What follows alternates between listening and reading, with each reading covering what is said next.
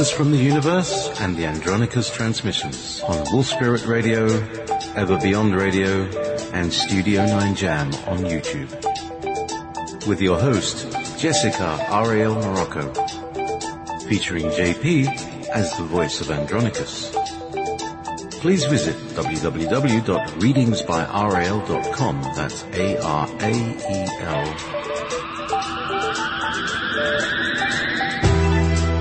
From the future, by way of the past, I bought my ticket for the 15th century. We started moving through a hole in history.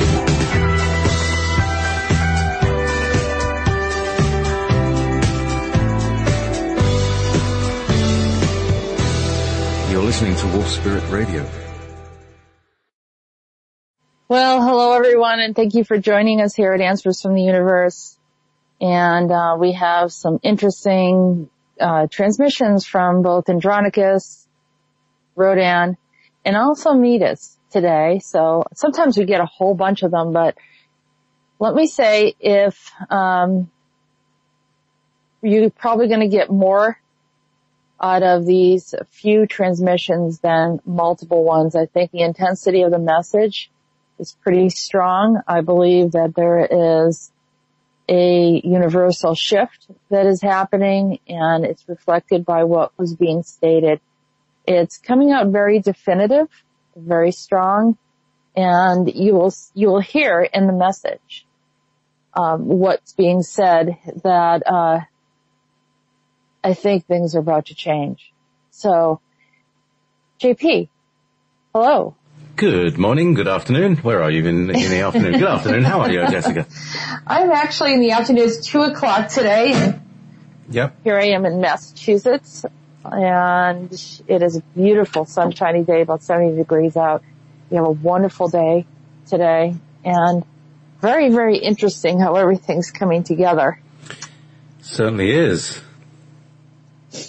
Now, I just want to add something because I've had a few people contact me because, I had a guest on not long ago. I believe it was last week. Max Steele was on. Mm-hmm, mm-hmm. And Max wasn't yeah. Well, a few people have asked, well, what was it that Max had a problem with? And I mean, we haven't really discussed it because Max is a great guy and he's very honest and which is important. I like that. However, we have a format that he's unfamiliar with. And so he asked me recently and said, well, what is this information coming out? It sounds like a storyline, and I was like, well, when I'm stepping into their space, I explained that I'm looking at whatever they're experiencing at that time. It's not necessarily, really powerful messages. It might be just like one message out of 4 pages of information. The rest is kind of giving us a glimpse into their reality and what they're experiencing at the time. So, he may not have, as anyone else who does not listen to the show, they don't fully understand what's going on. You almost have to have been following it for a little while to understand and see that, each week something new is happening. And some of them have been like adventures, they're on journeys. We're kind of hearing about their journeys, like they're logging, like Captain's Log on Star Trek or something. They're actually just giving me snippets of their reality here and there and I'm sharing them with you. So if you can take that in and understand that, then it makes it easier. On the other hand, there was a brief message there for, Max from Rhodan last week. So that's the reason why I asked him to come on. And like I said, it's not a full show of him being able to share everything that he wanted to share. We may have to do that at another time on another program so I can stay true to these, transmissions that are coming in. But, as of right now, I think that, we're going to continue in this format. And I said to Max, if you want to listen, and again, this time it's Andronicus that has a message for him. Andronicus has now leveraged himself into another position, probably regaining some of his memory of who he is. I think he had purposely allowed himself to forget who he was so he could go through a journey and learn. And it's similar to us incarnating and coming into the human body. Our soul is much older than the human body is. And so we're remembering. And in the process of remembering, we're learning. So sometimes if we forget, people say, oh, they strip our memory at birth. Well, if they didn't, then you'd be preoccupied with what already happened instead of living life in the moment, which is actually the gift of being here. And so, which is kind of interesting because that's what Meetis reminds us of today. So, JP, any thoughts on that? On what I just said? Well, it's all, there's a lot that's coming into, it's making more sense as to who they are and what they're up to, and the fact that we call them gods, that they're just people too, and we see them from the inside out, and it makes sense of what their behavior was and why, what they were influenced by and things like that. And that is valuable when you're dealing with, say, a relationship situation, because they were the ones that messed it up in the first place, and we keep repeating their cock-ups until we become conscious, and then we start behaving like humans, compassionate, because one of their problems is that this is the same, it's all back to the same thing, and it comes back to that vision you had of the very, very, very, very long time ago experiments that accidentally produced the reptilians. Yes. And the big problem with all of these creatures, all of these beings, the problem all throughout the universe is that these beings were rejected. They were just like thrown away because the beings that were creating them had no concept of what feelings were. The feelings that can be hurt, feelings, insult and all of that. They have no idea what that means. This is like the condition of what it's like to be treated harshly and heartlessly. This is the problem all throughout the universe. Does that make sense? Like the way the reptilians were badly treated in the first place has gone all the way down. That's how they behave. They behaved how they would behave to. They had no other way of knowing. They knew no better, as we say. What do you think? Absolutely. And I think that, there's, because it's sort of like that whole, Frankenstein attitude, he was created, it wasn't his fault, but yet there's this, rebellion that he's rejected. He doesn't feel like he's a part of the group. And of course there's these imbalances that are also sort of built into the physiology of these beings. And so, they're trying to work through it. It was almost like, like when, I always defer back to the planet Zephyron, where all the species, the original species that we're still struggling over, kind of started to interact, whether they were the lizard beings, which they called the Sleetaran, and, they were creepy. They were just odd. They were doing things. I mean, we've met people like this. Just like doing some stuff. Well, what are you doing? Or the ones that keep on messing with the scientists that mess around with our environment. These were the Mars beings, the Lucido, or, potentially the Emerthers, as we see them now. The Greys, they're a form of Greys. So, they experimented, but they also hurt things at the same time. But it's part of their makeup. It's part of what their focus is. And not to say that Sleetaran were there to be creepy, but they were highly alert of what was going on, and they kind of moved through darkness, able to see through things, and that was part of their survival. But for other species, it was disconcerting. And the reptilians, which they called the Vinkala, had this aggression, and they were not only forwardly aggressive, but also passively aggressive through their natural scalar abilities to be able to manipulate and control others. But that was their way of gaining control. It was also a way of saying, all right, we were unhappy, so we're going to go to every civilization and destroy their planets. I mean, it went to an extreme, and so it had to be there had to be some control. So maybe, I mean, I'm just going to throw this out there. I don't know for sure, but maybe the Anunnaki taking them in and having them work for them was part of the deal, was trying to get them to interact with others in a more civilized way. And, you know, using their frustrated anger towards work. I mean, and we all know that you get someone that's very angry and you put them on a project, they're going to plow through that project because they have all this energy that's not, that's accessible for something more positive. And, the last group that we've keep on running into, they're not getting addressed in this, transmission, is the Aldebarans. And the Aldebarans, you know, they were just highly manipulative, and then they found the areas of discontent within all of the species and utilized it. So, but we're not going to get into the Aldebarans today. I think that's another topic. Those pesky Aldebarans. Yes. We have the Pleiadians that are going to be addressed today. Ooh. Yeah. Yeah. Rhodan has something to say about the Pleiadians today. Well, that should be interesting because, you know, lots of people think that the Pleiadians are all great love and light. And we're discovering, you know, even to our, you know, personal chagrin, that it's like, oh, they're not that nice. And they're not that, you know, no, not everybody.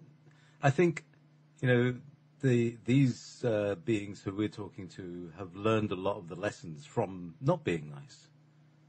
I think that's the main thing. We you know, they were just like belligerent and selfish, and the consequences came back to them, and that's the sufferings, you know, and the war and everything like that.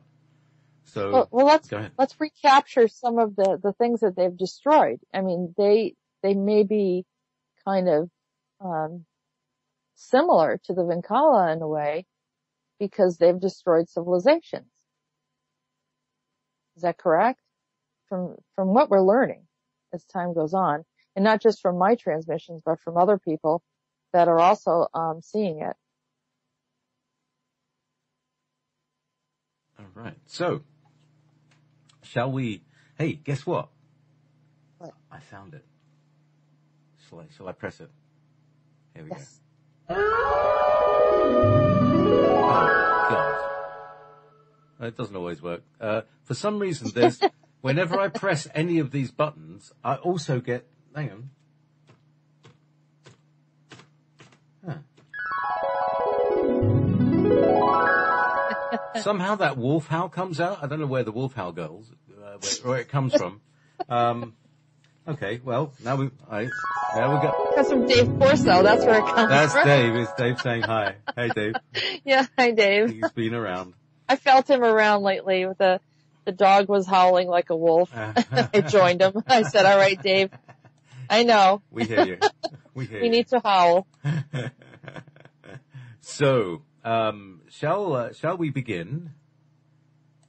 Oh, Andronicus. We've reached the 40th transmission with Andronicus. Ah, happy birthday to you. Can you imagine we've had 40 transmissions from something we didn't think was going to go past 2?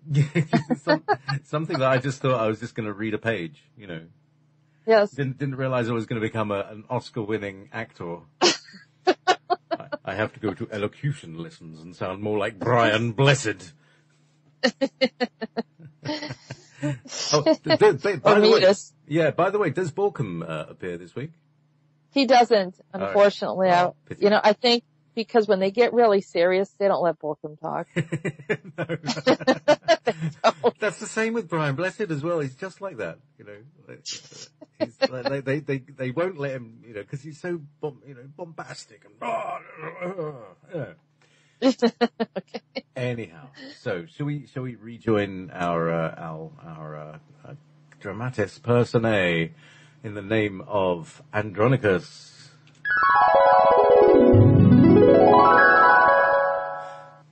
I'm here, and I've found my place and settled into Jupiter. Meetis was anxious to leave, so we let him go back to the planet Earth in future times. He had something to do there, some type of work that would change the planet forever. It would enhance the planet with new energy. What humans do with that energy is up to them. They have free rein to work it in their lives and experiences. It comes with a manual, maybe instructions of some sort. The mysteries of beliefs, I suppose. None of it would have applied unless this energy was released. As soon as it is released, it will be sent to both the past and the present times. The energy will be sent to 4 quarters of the planet in small boxes of stone. When discovered, they will be transformed into metal. Each 1,000 years, the population will be awakened to them. Unless they find the answers to the questions, they will tumble back into an age of darkness. This is what you understand as the yugas. I thought the yugas were set into time because of the orientation on the planet and the distance from the sun that seemed to coordinate with darkness. When we grow close to the sun, we reawaken once again. Are you saying that is not exactly how it works or is intended to work? Have we misinterpreted this belief of the yugas and its interpretation? We told your forefathers that this was the reason for the anomaly of awareness. We don't need you to be by the sun to receive insight. We are only a breath away from you if we so choose. The human race learns, as all races of species are measured by their process of learning. It is an interpretation of their reflection of light, as you see in a mirror. The opposite energy must not be brighter or too bright for the race. It must all match in value and quality. I have ascended in my sacred learning. I have given my time to assist other species. I shall gain my ownership and kingdom. You shall do the same in time, although unlike others, you choose not this journey. Therefore, I have assisted you into the cloud of light so you can continue this work without interruption. It will help you journey through both inner and outer regions of sound, light, space, dimension, and to all levels of understanding if you need to do so. Humanity does not need to access the length, breadth, and height of understanding. They have merely touched the entry of the threshold of divinity. It is something they cannot perceive in their minds, as we have not opened the gateways for them yet. There are many tales to be told and knowledge to unfold. A little at a time will help them to awaken to their own knowledge. It is useless to try to understand the expansiveness of space if you do not understand the expansiveness of your own consciousness, your own truth and origin. We've been speaking to you to share these transmissions so you can grow. We would like to help you go to the next level. We showed our inadequacies, our sorrows, misjudgments, heartaches, and faults, to display that we too had to take the journey of understanding.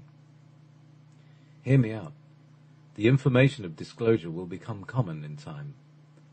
There are those on the planet who have been protected as they help to open up knowledge before other races come to claim your birthrights. If I can express anything, don't give away your planet, your freedom, your future lineage to any species beside humanity. It is your birthright. The fear tactics, the warmongers, the oppressors are not your fathers or overseers. They are nothing to you. They breed hatred. You are not of hatred, you are made of divine light. They are the Gobin. They are the Vinkala. They are the hopeless who have no future for taking what did not belong to them. They will not always be with you. Plan your future without them. See your liberty without them. See your planet without them. They are becoming scarce, and you do not have to become subservient to them anymore. We are intervening on your behalf. Soon you will see their collapse. Don't worry about it. Keep your heart open and find the inner truths that keep you whole. Know then that you are not alone. The greatest concern we have for you is that you have given up and do not believe that this planet is yours for all humanity. We want to believe that we won't feel oppressed and out of control, particularly in major decisions. We feel our voice doesn't make a difference. It has seemed hopeless when seeing the imbalance of income. I've experienced this on a personal level and felt the oppression of it. But your needs have always been met. You have a roof over your head. You have the food you need and the transportation to take you there. It is meager, but adequate for how you manage your priorities. Your priorities are assisting others. Many of you have taken this vow of commitment to help during this time. Try to be a little more patient. There is a reward worth waiting for when the time is complete, and we are nearing that completion. It has been your lag that fueled your passion to find answers. Primus, have we not consoled you in your darkest hours and helped you find a way out? You have more friends than you can count. Many are looking out for you. Be strong and move forward with enthusiasm and expectancy. Much will be restored to you, and there is much awaiting in the balance of justice. You understand that this goes for all who have been faithful. You stood before me with a massive countenance of stature, in a glory of white. I came through you like a ship going through the tunnel of your upper torso. What happened at that moment? You are now under my protection. To get to you, they must go through me. It is so. When did you come into your power this way? I don't remember you like this. Particularly, you are usually the one in need of help. Now I see you in your glory with power that is indescribable. There is no need to worry about anything. It will all be as it should. Everything is coming back to its proper balance. We are the pillars of the universe. You will get to see us all in time. Our healing power has wanted to come to you sooner. All things must happen and align accordingly. Thus it is so. Do I know who the other pillars are that you speak of? You will know who they are soon. I am remembering my status, and we reconnected through space and time. Did this happen when I spoke to Max and exchanged the steel box? Yes. Was I the blonde-haired little girl that he saw when he was young? Yes. You were the golden child of the source. What was the purpose of his visit? He didn't believe you existed. He wanted to meet you and nothing more. We didn't allow him to find you again until now. You were not to speak until it was time to do the work. He could not do it without you, and you could not do it without him. Max arrived on this planet because his people were in need of our knowledge to go to the next level. They were strongly interested in learning and hoped they could move to that next level. We recently opened the portal and made the connection. His people are now in communication with us. It was a successful mission. The next juncture you will meet again. It will bring in another depth of connection. There will be an amount of 4 total entry points of elevation. It is not merely a dimension or ascension change. It is more similar to a merger. He was greatly underestimated and had access to more than most humans realized. I have held on to him the entire time to not allow him to slip through a difficult place in the cross-section of the cerulean. Allow this to be integrated into your awareness. He is a visitor from another sector or region so powerful and accelerated that they needed our assistance to move through the field with the right receptors. They were crashing up against the field in efforts to generate their quantum fulfillment status. The movement was at such a vibrational rate that it buckled down to withhold the parameters. We, the pillars, were not in the placement value to prevent a rupture in the quantum field. Imagine an atlas type of being arranged in positioning on all 4 quadrants throughout the region were absent when this occurred. Fortunately, this is no longer an issue. We will alleviate the structural tension soon. Meanwhile, try not to scatter your efforts on petty nonsense and keep a focused mind on the important issues at hand. It is time for me to exit the stratosphere now. Be of good faith. Our journey has just begun. Andronicus.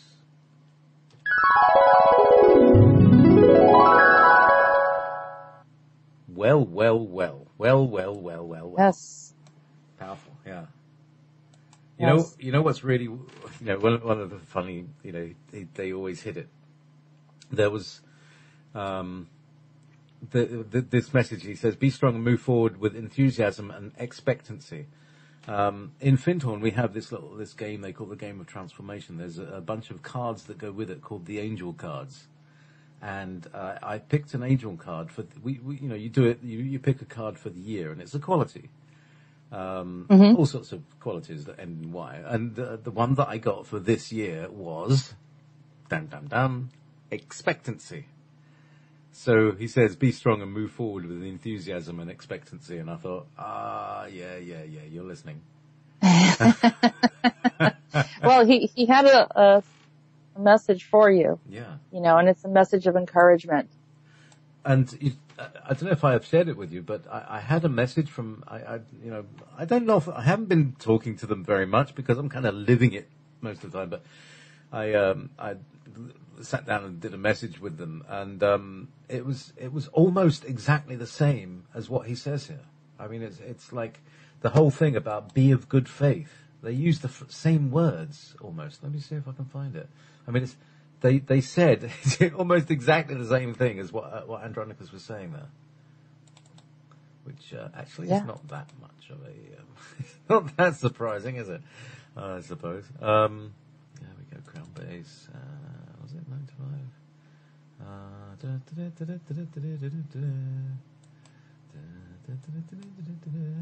Brown dwarf passing. Was that one? Yeah. That's right. There we go. Yeah, there we go. This is the message that I got from them the other day. So I'll just read it out. This is my guides, right? So, yeah. I was just babbling at them. I said, well, is there anything important? I was tired. Yes, there is a dwarf star passing as we speak. It is slowing to let us go past. This has been achieved with gravitic technology. As used by the ancient, it takes treaties to achieve this. So we have indeed been recognized in our special way. I want to thank you all for keeping the faith until now. It's been a long journey. So, so it's a very, very pertinent message. My volume is low. Okay. Can people hear? Yeah, is that better? Yeah. Can you hear me now? Can you hear me now? Yes. Yeah, of course you can hear me now. You always will hear me. So, but it's loud in my headphones. Okay. So then, so of course my main concern. So are the Nazis being dealt with? I can't feel safe yet. They replied, you will see signs of their breaking down in the field of communications. There will be failures that will give the sign to you. So, something we should look out for, Does that come from the chat room? This is from my guidance. Oh, wow. Oh, okay. Yeah. I didn't know you were still reading it. Wow. Okay. So you've been talking about the Nazis. Yeah. Still. I'm always asking them about the Nazis because I'm worried about the Nazis. Other than the fact I just see them roaming around and talking to me. I had another one visit me, a time traveler, just the other day, and I had to call a friend and say, hey, so-and-so contacted me. What should I do? And he says, I hope you are not believing what he said. I said, no, but I thought I'd let you know he's still coming in through the field. So, yeah, I mean, I don't know how they stop people or beings, just going through the timeline and messing things up, but there has to be gatekeepers. There must have been gatekeepers at one point. And I felt like Borkham was one of them who was sent forward in time to create these gateways that, probably, little junctures here and there where they would have to check in. Or at least be the first one to know what happens in the future and kind of jump forward. There's no border controls in time. That's the problem, isn't it? It's like, if time is space in the time-space continuum, right? We're in the space-time continuum, and there's a time-space continuum. So, and if you move in a direction in the time-space continuum and then pop back into the space-time, you end up in a different place in time. Does that make sense? Yeah. And I think, you and I, you've been studying this stuff for a while, but, me as a seer, I started talking about how I didn't know what was going on. I kept seeing Nazis coming through the timelines and seeing them walking through hallways and seeing them, I think I saw one come up from a manhole, which looked like it was present time, but I mean, give or take about 20, 30 years. It could have been any time within that. I didn't know if it was exactly this year when I saw it or the year before. It could have been, like I said, 30, 40 years ago. It could have been during the 1950s. But I really felt it was more recent by the way everything looked. And so being concerned about that and just in passing, we began having this discussion. And I said, I saw some Nazis. And you said, what is that? What do you mean? I said, well, I saw Nazis going through. I could see them. I was peering at them, almost remote viewing and not trying to. It just would come up. And you said, you mean like time traveling Nazis? And I said, yes. And so we were trying to figure out what was going on. And so, we, every now and then we start writing and commenting on things and gathering more information. Then of course, you read that book of, was it Sean David Morton's book? Yeah, well, there was Sean David Morton's book, and then I chanced to, I started getting interested in Die Glocke, and I chanced upon this very rare book that nobody in this field has come across, which appears to be the journals of the second NASA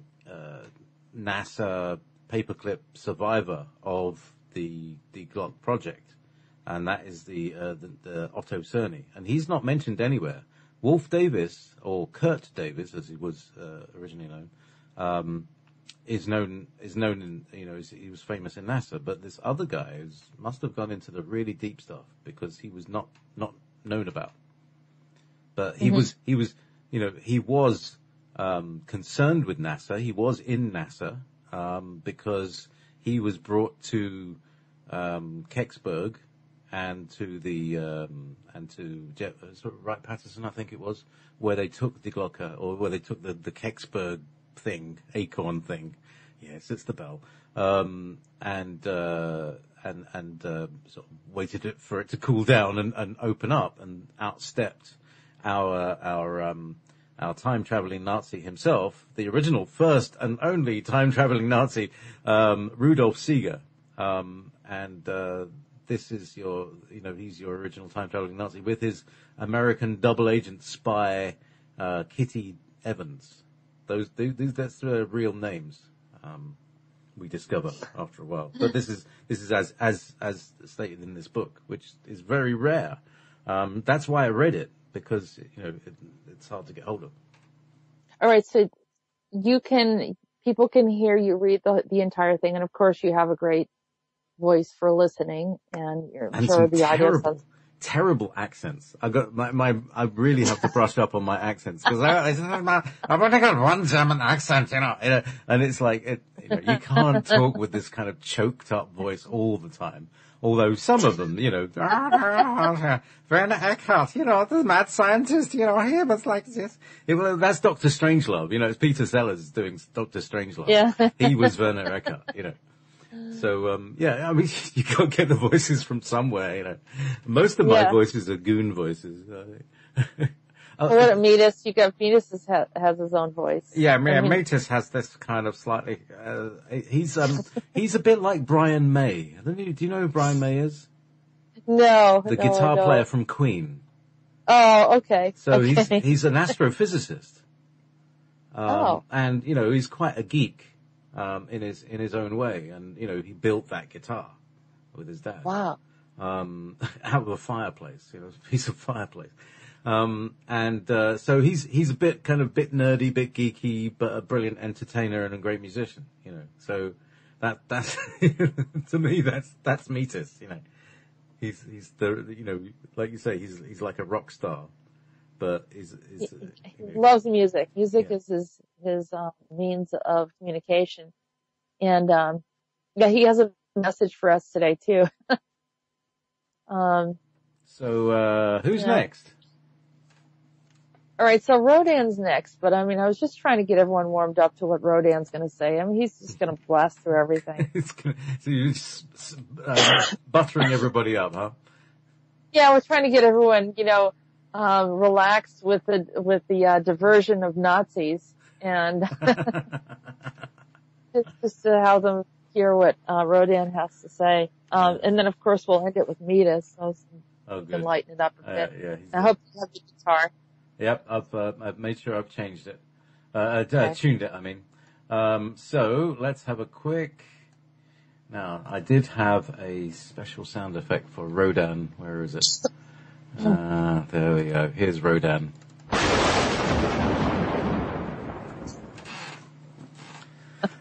I'm sitting in the courtyard by the entryway of Olympus. What a paradise this once was.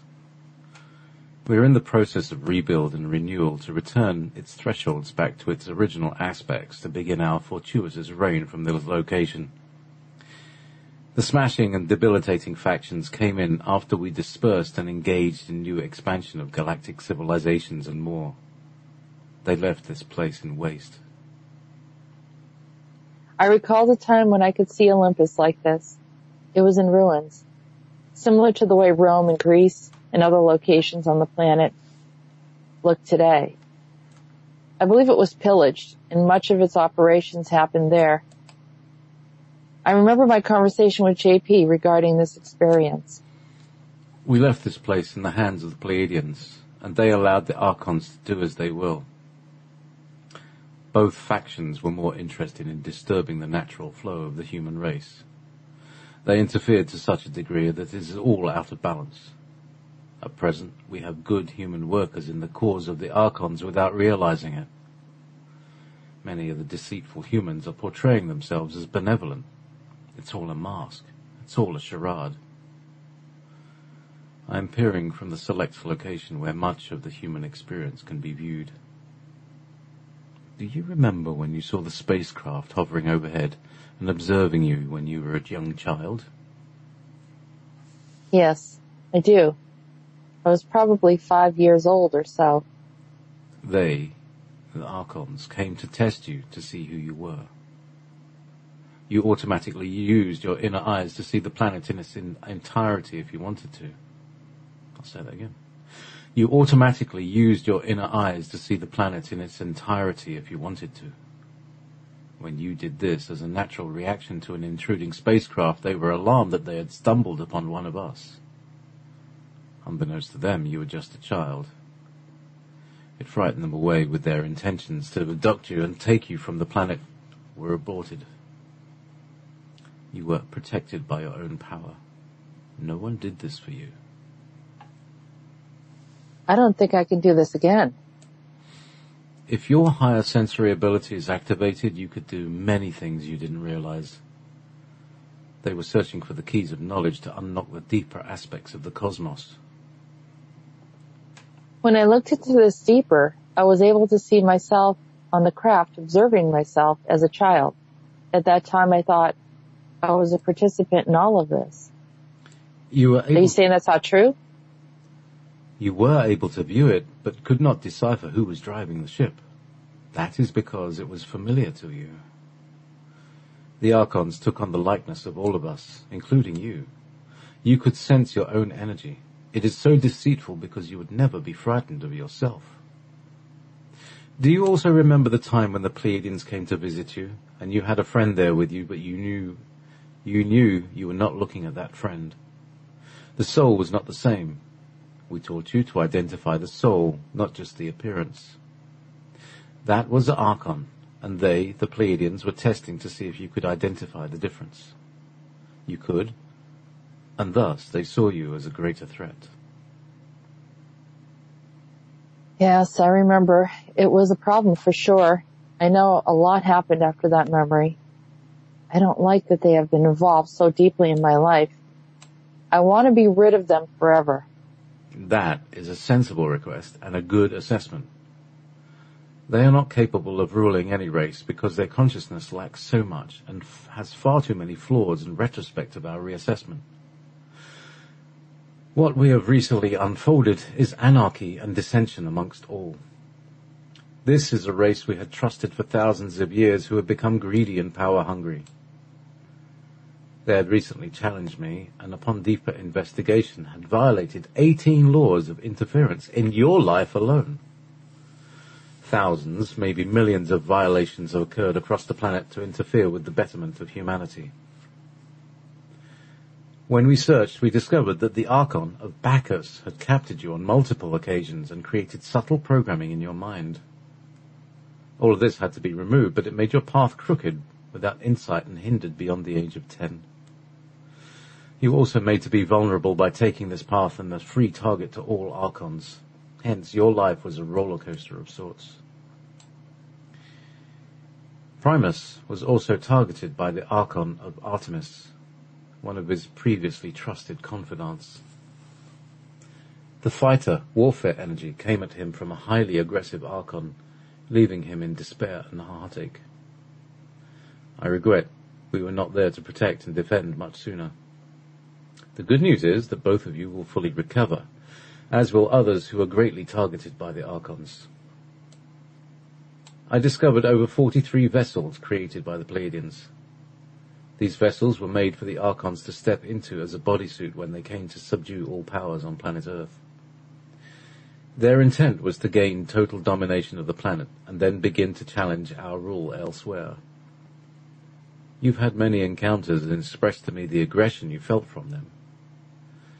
I am grateful that they had so much confusion that they did not cause you any permanent damage. I am asking you to read this out loud to all who would listen. My policy is to give a warning in advance. If they, the Pleiadians, choose not to listen, they will be visited by me personally. They are a secondary species, not of an honorable race. Their bodies reflect an unfinished appearance, similar to the early Andromedans who had partial features, not detailed body formations and inability to withstand most elements to their physical being. Their biosphere, where they rule from, is about to be destroyed soon. They will need to deal with the elements if they claim to be so far above the human experience. I want them to reveal and prove they are able to survive as the human race has substantially proven to do so. They had an advantage over the human race, mentally, intellectually, and emotionally, and manipulated the human experience merely for the purpose of service. I can see that they have exceeded far beyond that mode goodness and have lacked benevolence in its entirety. They have used humanity for their own gain of power. They throw humanity to destruction when they are finished. This shall not go on any further. We have a record of all occurrences. None of this will go past our visible awareness. Justice is coming before them now. The truth hangs in the balances.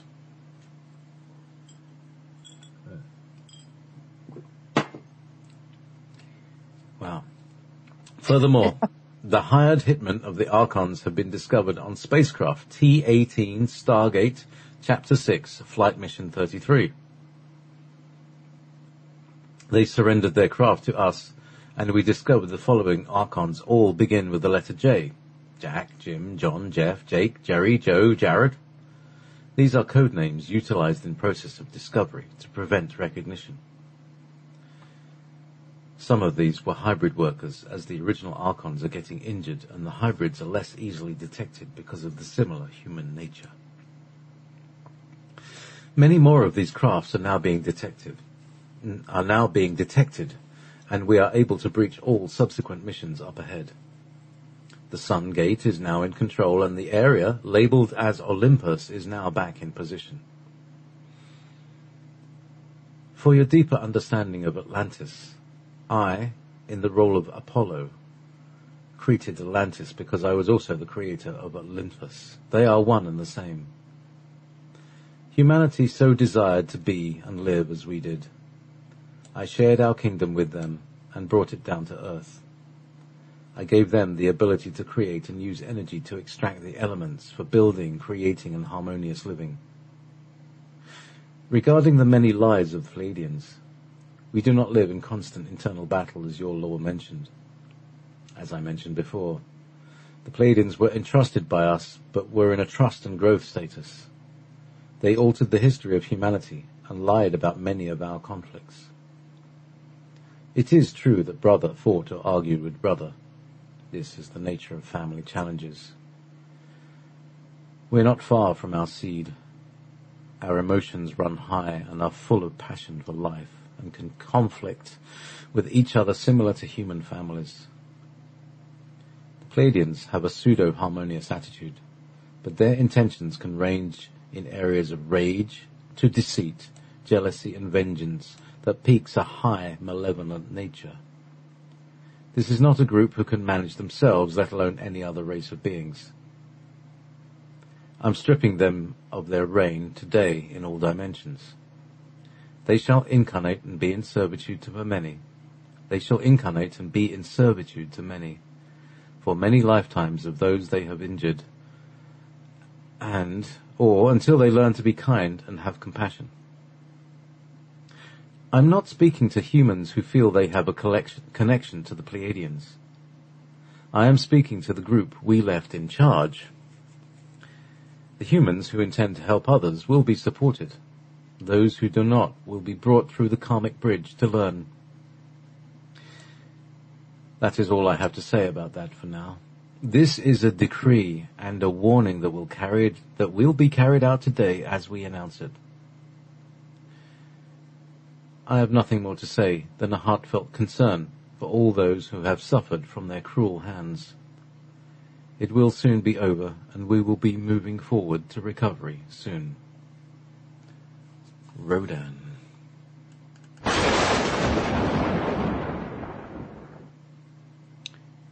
Well. I think we should take a break. Yes.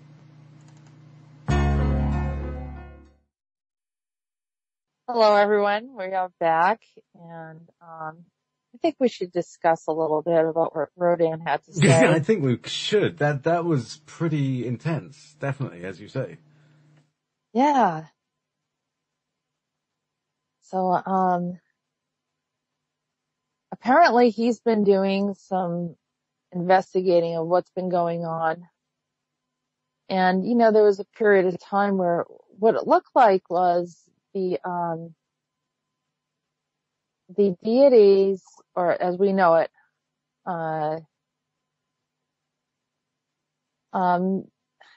those that were in power were coming from Olympus, okay? So we'll say the beings that were in Olympus scattered. I don't know if it was necessarily for more. I think it was a period of time that they did this, and then it was time for them to separate. They set everything up. It feels like it was like on autopilot. And then they had some supervisors over that who were designated to oversee everything, were the Pleiadians. My impression was that the Pleiadians had not acquired the wings yet, if I can make the statement. Like, in other words, they were still in a learning phase, but set in power over us. But should have had compassion over us because they were still learning as well. But instead of that, what happens when people that are not quite in a right consciousness become the boss of a company? Incompetent. Or, they hire a manager that's running a company, and they have bad practices, they're gossiping, they're creating dissension, they're not listening to reason, all these different qualities. What happens to the business? Well, it just collapses, doesn't it? Even if it doesn't collapse, it creates a lot of disruption maybe good workers, good employees end up leaving. The efficiency of the production, doesn't go over very well. In our case, it was much more serious. You have the Pleiadians. Here again, the Pleiadians were given, hey, me, waving their hand. Let me be the one. I want to be the one in power. I want to drive the ship. I want to steer everything, right? And that got them in trouble on Lyra. That got them in trouble on Mars, where they took down Cydonia without permission. And now here you are. Here they're just about ready to take us down. We've had nothing but wars since they've been in control. It's been, I don't know, a couple thousand years that they've been given the reins. And that seems like a really long time. Like, well, why in the world would they let us be under their control or rule for 2,000 years or so or more? Because to them, that's not a long period of time. It's actually a short period of time. But it was long enough for them to try to prove themselves. And a lot of what they were doing was hidden. So it was making it look like humans were screwing up. And if we were left alone, we'd have less problems. We would have figured things out and wouldn't have been so volatile, or maybe we wouldn't have had some of the wars that we had. I strongly believe that, getting back to the Nazi topic, that in World War II, that was an, intervention of beings. Well, maybe it was an Aldebaran-Pleiadian agreement, because how else could the Aldebarans come in and do whatever they wanted to do without having to answer to the Pleiadians? So, were they saying, well, we weren't aware that you were here, or we thought you were just visiting, or, you know what I'm saying? What was going on there, Yeah. JP? What do you think? Well, it's very interesting because I asked Alex Collier about this the other day, because Pleiadians are getting a bad name these days, and he said more or less the same. He said that the Pleiadians were given an opportunity. I mean, it's totally corresponding with what Rhodan said. The Pleiadians were given an opportunity, and they just weren't there. They didn't step up at the time, whatever their reasons were. And this whole mess started happening. But he said, I'd still rather have a beer with a Pleiadian than an Aldebaran. Mm-hmm. Who said that? Alex Collier. Alex Collier. Well, yeah. I mean, I agree with him on that. And I think that there are different levels of Pleiadians. He's talking about this upper crust, this ancient group that are still in a biosphere, and they're setting out all the rules. Not the ones that are kind of integrated and kind of working more directly. It's not a blanket statement to everyone, and I think he wanted to specify too, which he does in the transmission, that the humans that identify themselves as Pleiadians are not bad. They're trying to do the right thing. The thing that the Pleiadians do have is what he called is a facade where they have a lot of these anger, jealousy, they have a lot of the traits that would not be very positive, but they're very good at masking it. And so it's sort of that religious something, where you just sort of nod your head and I'm smiling, but everything's really not okay on the inside. And so there's a lack of truth and honesty in it. But the intention of how things were arranged and set up, some of it was intended to make humanity look bad. And then they were there to gain something by it. And then once certain humans were used for specific things, then they were tossed aside. So, I mean, that's essentially what he's saying. So he's really targeting this ancient group that he had left in charge.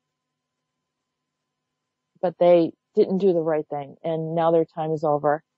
And he's removing their biosphere.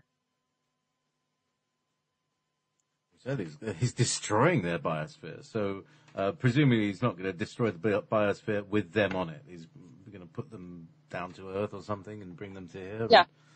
And, He's going to have them, see what it's like to go through the challenges of survival. So that could mean that he's bringing them back in time and the caveman times, or he's bringing them somewhere where they're going to have to learn. And it's in order for them to be more compassionate toward what we experience. Perhaps he's going to put them on the other side of the Pleiadian experience.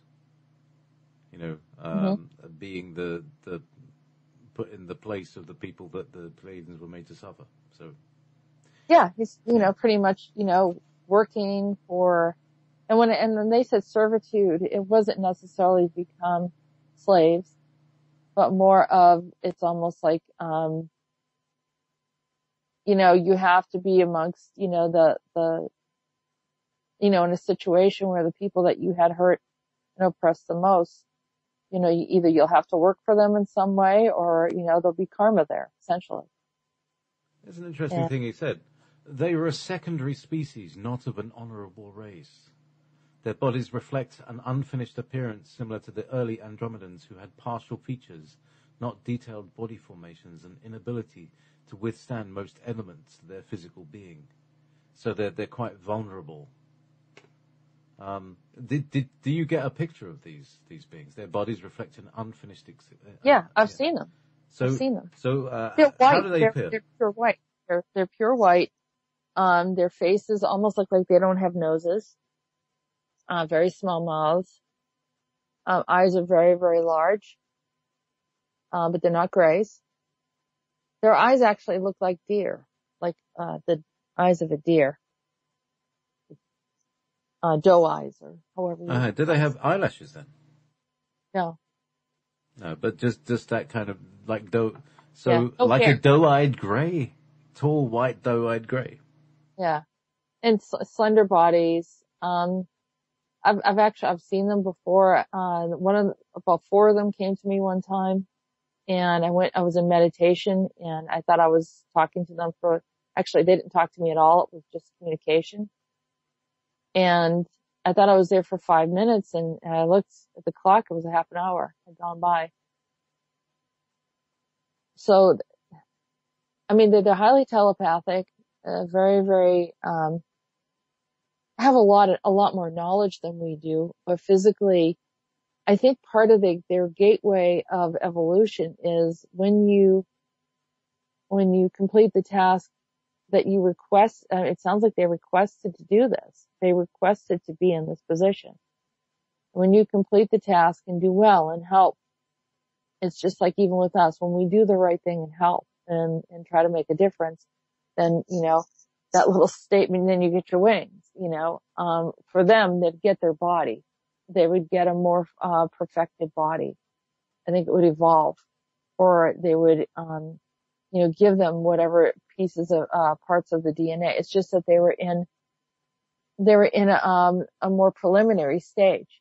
And he's saying that not so much just to like insult them in any way, but they were acting superior to humans. And that he's trying to bring them down a few notches and saying, hey, wait a minute, they're perfected in my image or our images. You know what I mean? They're part of us. You haven't quite gotten there yet. And why are you acting like you're superior and then demeaning and putting the human race in these difficult scenarios, particularly warfare and creating other types of, disharmonious events?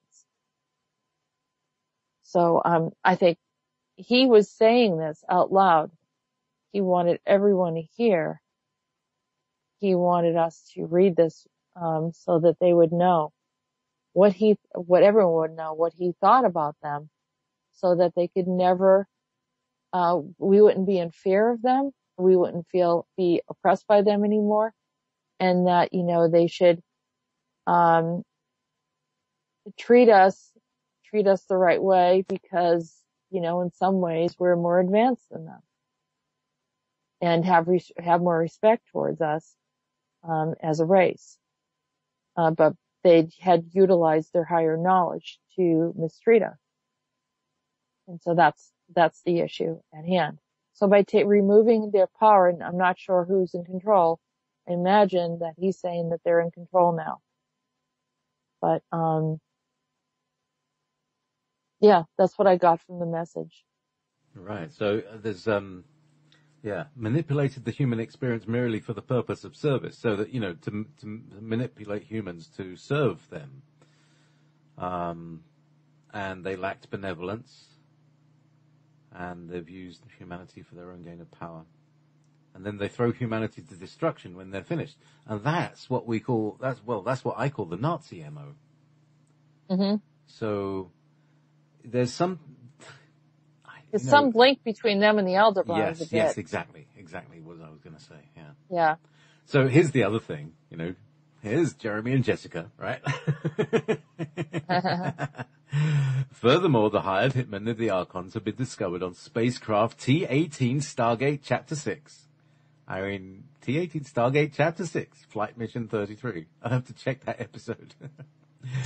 Yeah, and I saw that. It was pretty direct. And then what I thought was kind of funny, I'm like, I'm not writing that down. That doesn't even make sense. And I was like, you have to write that down because it's going to make sense to someone. But naming, all of them with the MO of, with the letter J. Yeah. They surrendered their craft to us, and we discovered the following Archons, all beginning with the letter J. Jack, Jim, John, Jeff, Jake, Jerry, Joe, and Jared. Now, the funny thing is no Jeremy. No Jeremy. No Jeremy. No, and I really don't like being called Jerry. It rankles me. It really it's like, how when somebody says something that, it just makes my shoulders go up. Like the sound of somebody scraping, fingernails down a blackboard. So, yeah, so there's something about this. So there's Jack, Jim, John, Jeff, Jake, Jerry, and Joe, and Jared. And this is like, this is like the contingent of Archons who were like, they found that, they were all starting with the letter J on this one craft. Mm-hmm. It's like 8 of them. Yeah. So it's interesting. Some of these were hybrid workers. The original Archons are getting injured, and the hybrids are less easily detected because of the similar human nature. The original Archons are getting injured. That's interesting, isn't it? Yes. That they're weakening. And yes. Many more of their crafts are being detected. So that's interesting. Well, yeah, well. It's almost like I know someone that kind of looks at some, a name, and they'll like the first name, not the surname. First name, which is kind of generic. So it's almost like, if your name is, like Mary, there's a million Marys, but it all carries a vibration or potentially influence, in some way. As an archetype. Yeah. So, when you see, this is my, I've been given these terrible names, I just had to get here, right? I was given these terrible names. There's Jeremy, and Jeremy is one of these words that, it goes in and out of fashion. At some point, Jeremys are really bad, and at other points, Jeremys are really good. But, it's very few average Jeremys, there's always something. Oh, good, there's Jeremy, there he is. And then, and of course I've got, the family name that sounds just like the Argentinian Nazi Hitler sympathizer, Juan Perón, husband of Evita, the famous. Which is, your last name is Perón. Yeah. Yeah. So that's why, JP is like, let's strip it down. I'm nothing to do with these people. I just happen to get here in this body, right? Anyway. Oh gosh. Yeah. Yeah, I'm laughing because it's, what else do you do with the energy? Yeah. Yeah, it was really strange stuff. Even Andronicus was really wild, but let me tell you something. I think a couple of days ago I contacted you and I said, they found a spacecraft. And I could see it. And I could see there were all about 8 guys there, or they looked like guys. I believe those were the true Archons. They were not the hybrids. But they were working out of the spacecraft, but utilizing the hybrids, because it's almost like when you talk about the Montauk Project, and they only like using children. They don't like using adults, because the children can kind of go through the wires. And we figured out it's because maybe the emerthers created them, and the emerthers are small. But in this case, the energy was important. It was like you recognize things by their energy, not necessarily by what they look like. And not a lot of people are attuned to that. And that's a crucial piece. If people can get that, then they can pick up when there's some kind of unusual happening. I was dating someone once, and this happened to me like twice in my lifetime. I was dating someone once, and they had a complete altar. And they walked through the house, and I'm looking, I'm like, who in the world is this? Who is that? I have no idea. The energy did not match the physical body. So that's what a walkout. Yeah, a walkout or a walk-in. That's happened to me a couple times. One in my early childhood, where I stood there and I said, that is not who I think that is. And in this case, I had a vision of standing there looking at a friend, looking at her straight on, and she wasn't moving, which was unnatural. And also it looked like her, but didn't have the same energy. And then at some point in my life, I went back and revisited that to see what that was, and I stripped it away, and it was a Pleiadian. And so they had this archon that came about as Bacchus, not the other Bacchus that I dealt with. The other one was the real one that was kind of heavily inebriated, consistently inebriated, and integrating energy into the human environment also, just because he was unhappy and manipulated by the Hera.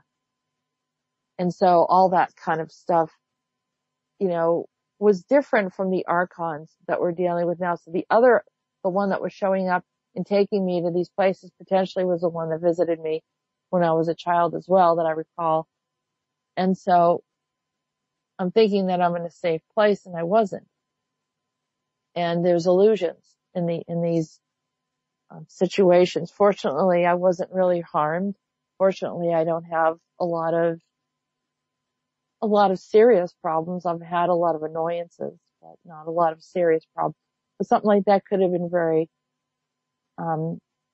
very severe. I could have had this horrible abduction situation, and that was averted. So I'm very grateful for that. And I really honestly feel for those people that were abducted, because then it gets into these really strange experimentation and all that. And so even the ones that are doing the experiment, I'm not sure if you're actually seeing who they are, because, if you do have any memory, they don't want to be known that they're doing it. So they may be kind of saying, all right, we're going to do this really bad thing, and we're going to show up in another kind of bodysuit, because apparently they can do this. Like shape-shifting or whatever. Does that mean that everyone's at risk of being abducted? I don't think so. I think, I've been praying that a lot of this stuff just ends. And so only the benevolent ones can actually maybe appear and communicate if it's part of, your soul connection to them. But otherwise, this other stuff of intrusion and abduction and harassment of any nature, I think I'm asking that it end. And I think, that's part of our discussion. So, and also the universal interventions, like the bad ones, like from the Aldebrons, like we did in World War II, we want to end that. So, any thoughts on that, JP? Wow. Loads of thoughts. I mean, it's quite a day. Particularly, he's saying he's making these decrees like boom, boom, and it's all gone.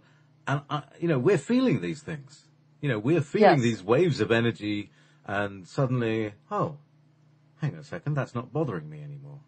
Oh, that feels lighter. Oh, I feel more expanded. Oh, I feel like I'm in my body more. I can feel the blood pulsing through my body and feeling the lust of life and the sap is rising and all that. Well, it is spring. That's true.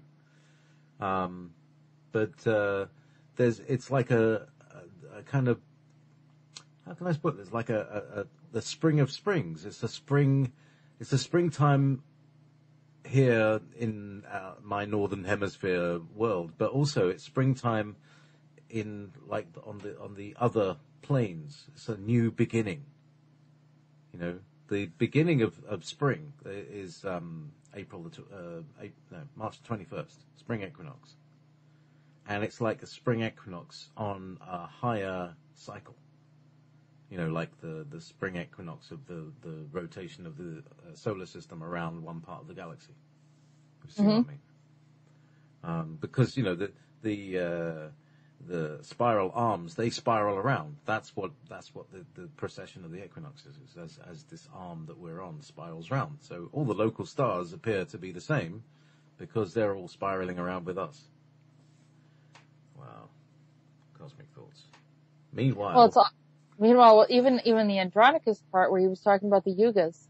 That's it. A yuga. That's an ancient, ancient, the ancient Hindu calendars that kind of show the progression of humanity moving through time, through the orbits of the planet around the sun. And at certain points where, we have these awakenings, we get closer to the sun. Well, the sun is our source of information. The sun has, some people agree with me that the sun actually has an internal civilization, which I think I call the Vegas or like, Shiva and probably others there as well. So, and they, like I said, there's so much knowledge and information that's emitting from the sun. The sun is actually bringing in information that helps plants to grow. It helps us to be nurtured. It essentially feeds us and keeps everything in balance. And so, my curiosity from Andronicus was I always thought that, what we taught was when we get close to the sun, we have these awakenings, which is typically a pattern, but he was saying it doesn't really matter. We're just like a breath away from you. Yeah. So it's whenever you want to be. Yeah. And so you have to rely on that. Anyhow. So, Pleiadians, huh? Yes. Well, it's time we'll put it this way, it's time for a new age, and it's a time for us to, one thing he says, take back this is our planet, this is our birthright. This is our home. And don't let anyone else take it and tell us that we can't have what we want, which is protecting the planet and, everyone has what they need, an abundance for everyone. That's really our reality without the interference. So, shall we go on to our third reading? Yes, we're ready to go to... Our reading today is from the book of Meetis, chapter 13, verse 1. Meetis.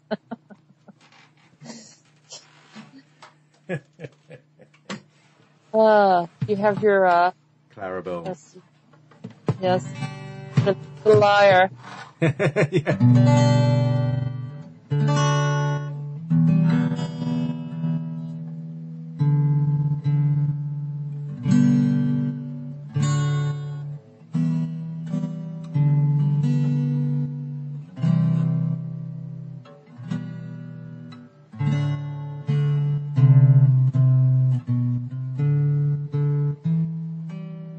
Did I mention I love you?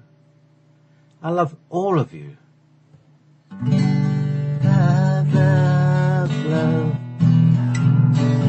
Love, love, love. Love, love,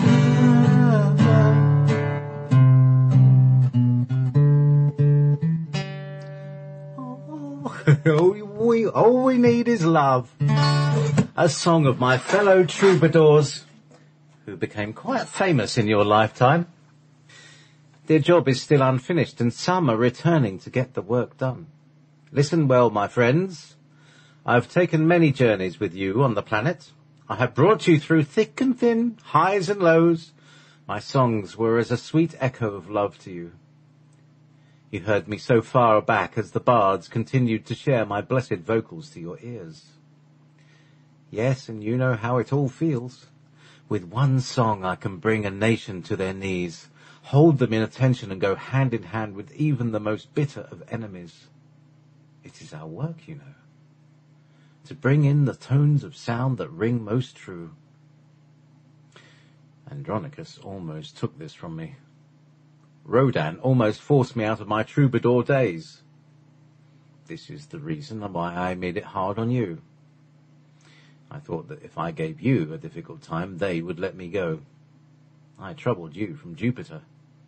This was my access to you and enabled me to see all the inner workings of your heart.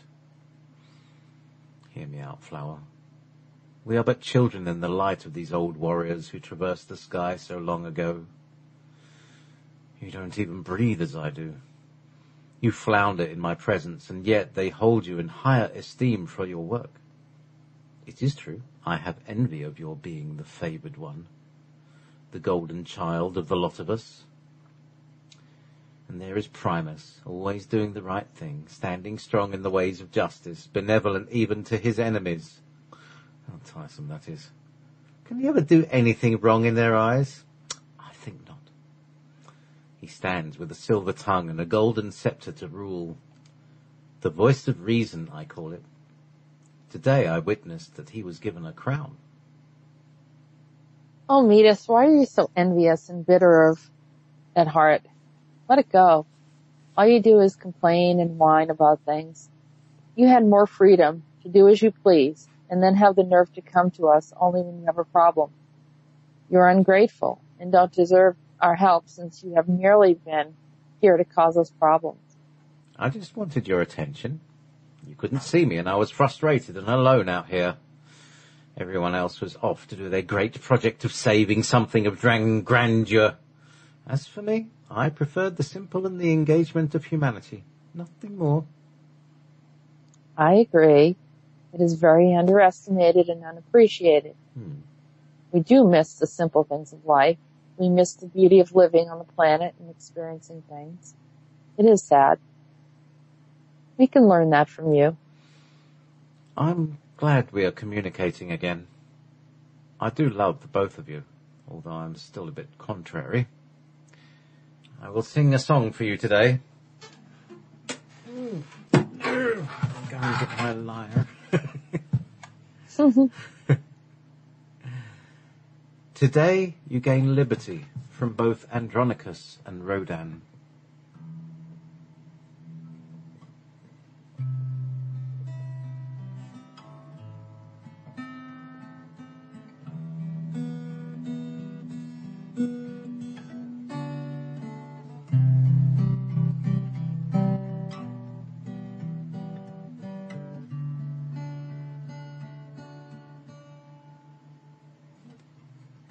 Gentle flower, weep no more.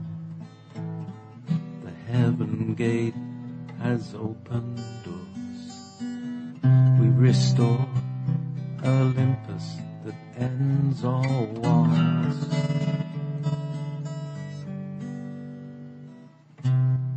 And fall to sleep to regain and restore.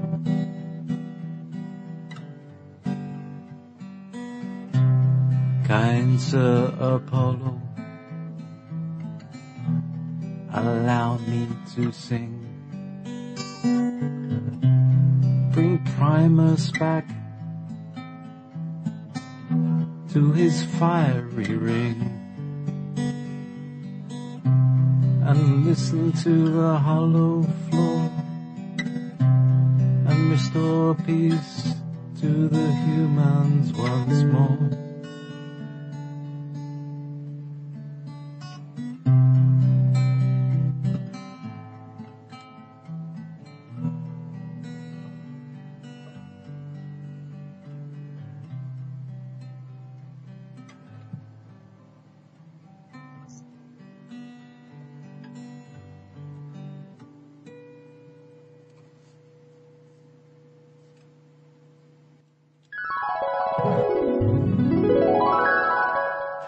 Meanwhile, back on Earth. That was very You're back. That was very drifty away, wasn't it? Oh. Yes. Yeah, it was. Ah. Bring Primus back to his fiery ring. Yes. What is it, a curry I'm having tonight? Boom! Hang on, I've got one of those. Where is it? I've got one of these. Here we go. There we go. Okay. I've got a whole new thing, and I'm going to stack them up. But it's more tricky to load these jingles. But once I've done them, they should be good, and I should have like 20 of them rather than 10. So. Yes. You got the. Oh, don't we love that one? That's our favorite one. That's my favorite. Well, I like the wolf one, and I also like the lightning bolt. Mm-hmm. He's good, isn't it? I like. I think so. I've got one of these. Yes. And I've also got one from. Hang on, where I've got one from the Star Trek one. Here we go. Oh, no, that one doesn't play. Oh. Always one that just doesn't. You don't hear anything. Yeah, no, that one didn't work. Jess? Yeah. Yeah, so that one didn't work. How's with this Okay. one?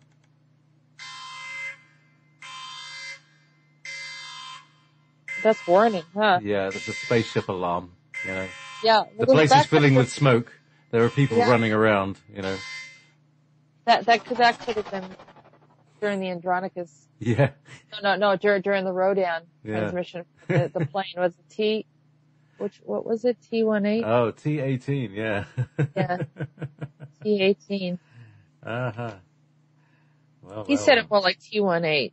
I think it was T-18.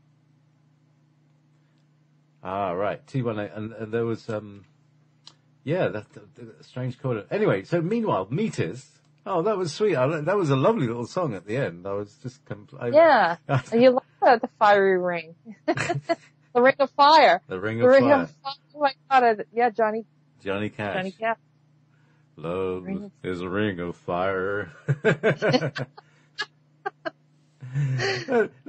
Here's it. And there's Meetis saying, and there is Primus, always doing the right thing, standing strong in the way of justice, benevolent even to his enemies. How tiresome that is. He must be listening to you. Yeah, well, you know, we've had to make some choices recently, and I've always tried to make the highest choice, which doesn't involve putting people in conflict.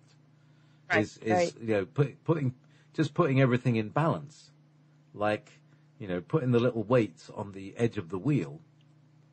And here's something that somehow a piece of information that I think it partly came from Alex Collier, but that the planet needs, right, okay, so when you go to your garage, and you get your mechanic to look after your car, one of the things that they do is to balance the wheels. You've heard of that, yeah? Mm-hmm. Yes. And if your wheel, you know, if you've hit the curb once or twice, you know, your wheel goes out of balance.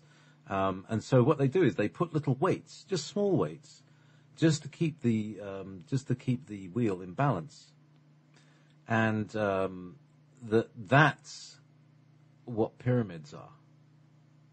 Is that they put if there's an unbalanced piece, and we've been talking a lot about balance and perspective the last couple of days, but that's what it's about, is when you put a pyramid, the pyramid is on the other side of a piece of earth that is unbalanced, and that's what the pyramid's for. Mm-hmm. And that there are groups of celestial mechanics out there who go around balancing planets as mechanics go around balancing wheels. Isn't that fascinating? I haven't got that one yet. Well, it's almost like when you have the control rooms where they're working through these things. You know, when they're able to operate the constellations, kind of like in the Prometheus movie, where the Andronicus sort of looks like one of those Prometheus guys. You know what I'm talking about? The big tall ones. Yeah, the sort of blue, sort of pale blue, incredibly muscular. I saw some old church carving that had a being with a body very much like that. Very, very pumped, as we say these days. But like very ancient look of a being. So, maybe there are people like that have been part of our history. Yeah. I mean, that's the way he looked. And, and first, it's funny because, when Lisa drew the picture of Andronicus, she was like, she had a hard time drawing him because there was, when she was probably seeing him early on, where he seemed to have like a faintness about him, almost an etheric way. And she says, are they etheric? And we had that discussion, and I said, maybe in some aspect he is. I saw him again really huge, as this like huge being that was like the size of a skyscraper. And I saw myself actually floating, almost like on a ship, going right through like his heart area and the torso. Like there was a tunnel there. It was really weird. And so he was saying, in other words, you're under my protection. But remember, on other dimensions, they're huge. They're just really, really large. And so if they were to be here in that form, as the size that they are, they would be, the size of a skyscraper. Yeah. Titans, indeed. Mm-hmm. Exactly. As we've been talking about. Very, very large. So, there is Meetis. There's, silver tongue and a golden scepter. The voice of reason. Now, that's really funny. Okay. Right? Because, all these little tunes that I make. Yes. Yeah? The software that I use to make it is called Reason. And this afternoon, I was thinking, oh, look, all my stuff is called Reason. It's all the voice of reason. I actually thought that line, the voice of reason, in regards to my music this afternoon. And these guys are drilling in my head. It's like downloading from my head. I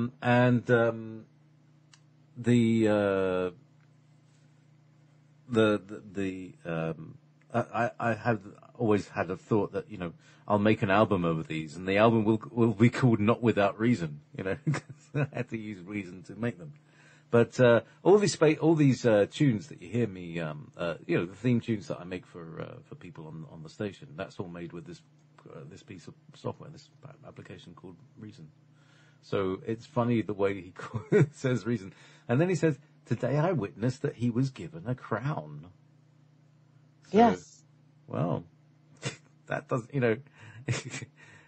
being given a crown can also being hit on the head, being crowned, So No, he wasn't mean it that way. I think he saw that they were giving you, they were happy with your work, and maybe they put you over something, which we can explore and ask further about it. Mm-hmm. I didn't hear that from Andronicus or Rhodan, but Meetis said it. And then he's a bit envious. He feels like he's been doing a lot and, has brought in the element of music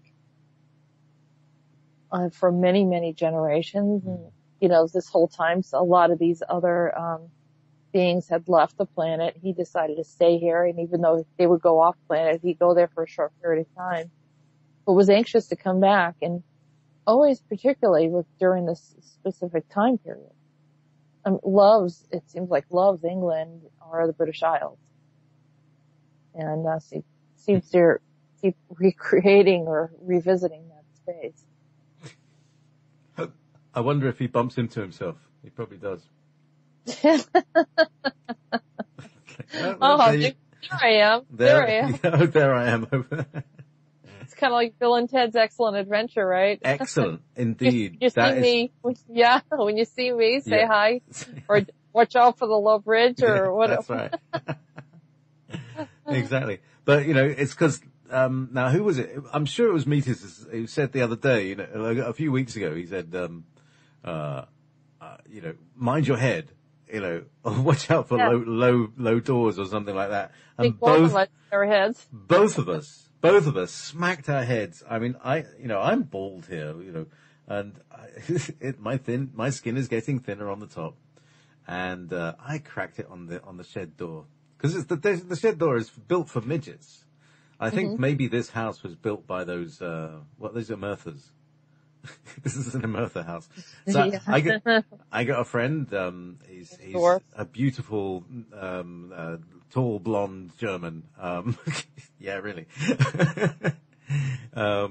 And he's like 6'2", and he is forever cracking his head on the doorways because, like, I got at least 4 doorways that are just really small. Yes. Thank you, JP. www.readingsbyRL.com